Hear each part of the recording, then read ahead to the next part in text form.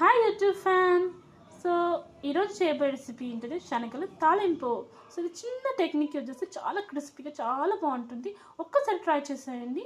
So దీన్ని ఏంటంటే శనగల్ని ఒక 6 to 7 hours మనము నానబెట్టాలి. సో దట్ మంచిగా ఉడుకుతుంది. ఇది గణపతి ప్రసాదం కూడా పెడుతూ ఉంటారు 5 ప్రసాదాల్లో. సో ఇది ఎలా చేస్తారని చూసేద్దాము. సో మనం గైస్ ముందుగా మనం నానబెట్టిన శనగలని తీసుకొని కుక్కర్లో ఒక 2 to 3 విజిల్స్ వచ్చేదాకా మనం ఉడకపెట్టేసుకోవాలి. దీంట్లో కొంచెం సాల్ట్ యాడ్ చేసుకొని ఉడకపెట్టేసేయాలి. చాలు, ఒక 3 విజిల్స్ అంటే చాలు, అయిపోతుంది. సో మంచిగా ఉడికిపోతాయి, ఎందుకంటే మనం ముందే నానబెట్టాం కాబట్టి.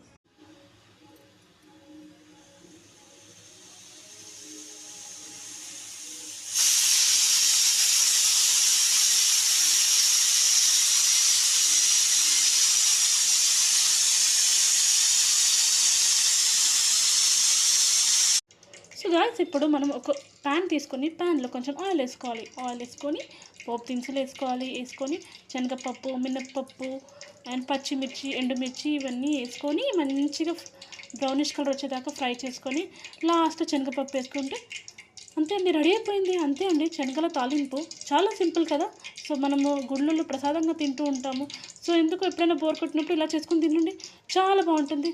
Thank you guys for watching my video. నచ్చితే ప్లీజ్ సబ్స్క్రైబ్. సో గైస్ మన శనగల తాలింపు అనేది రెడీ అయిపోయింది.